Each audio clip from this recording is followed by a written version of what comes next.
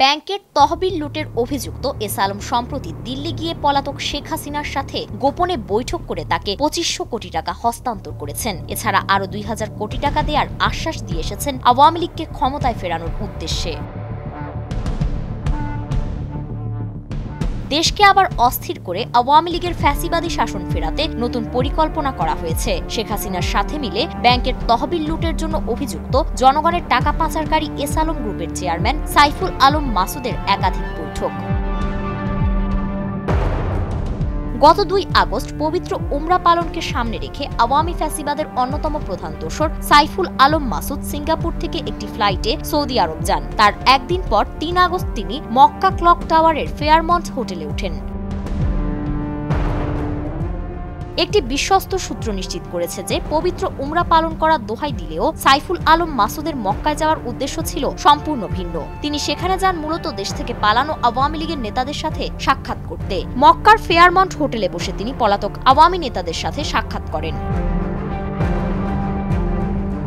সূত্রটি আরও জানায়, ফ্যাসিস্ট হাসিনার দোসর ও জনগণের অর্থ আত্মসাৎকারী হিসেবে চিহ্নিত সাইফুল আলম মাসুদ দেশ থেকে পাচারকৃত অর্থের বিনিময়ে মক্কায় একটি বিলাসবহুল হোটেল কেনার উদ্দেশ্যে একটি আন্তর্জাতিক সংস্থার সাথেও জরুরি মিটিং করেন।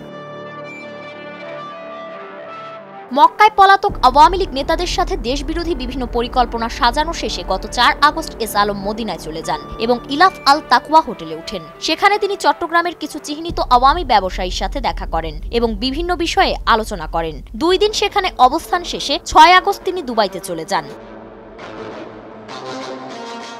আরব আমিরাতের দুবাইতে কোনো রকম বিলম্ব না করে গত ৬ আগস্ট বিশেষ ফ্লাইটে ভারতের রাজধানী নয়াদিল্লিতে পৌঁছান এস আলম। প্রাপ্ত তথ্য অনুসারে দিল্লি সফরে তার সঙ্গী ছিলেন স্ত্রী ফারজানা পারভিন সহ তাদের ছোট ছেলে ও ইসলামী ব্যাংকের সাবেক একজন চেয়ারম্যান। দিল্লিতে নেমে তারা ওঠেন ভারতের বিখ্যাত ৫ তারকা হোটেল দি ওবেরই নিউ দিল্লিতে। আর সেখান থেকে শুরু হয় এস আলমের এই সফরের মূল এজেন্ডা।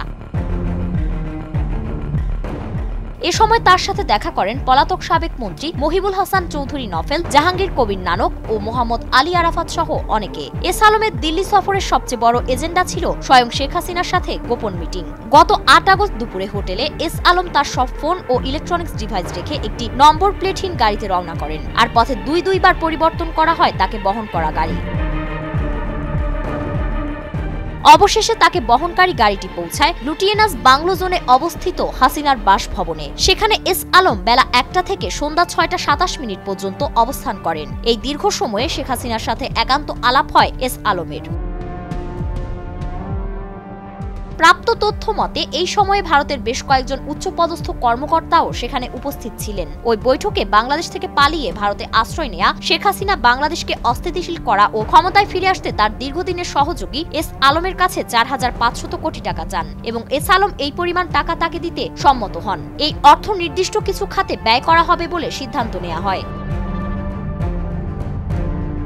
শেখ হাসিনার অবস্থান স্থল থেকে ফিরে এসে এস আলম তার হোটেল দি ওবেরেই নিউ দিল্লিতে উঠেন। ৮ ও ৯ আগস্ট টানা ২ দিন তিনি ওই হোটেলে অবস্থান করে ভারতে পালিয়ে থাকা আওয়ামী লীগের বিভিন্ন কেন্দ্রীয় নেতাদের সাথে সিরিজ মিটিং করেন। এরপর ১০ আগস্ট এস আলম ফের শেখ হাসিনার সাথে দেখা করতে তার বাসভবনে যান।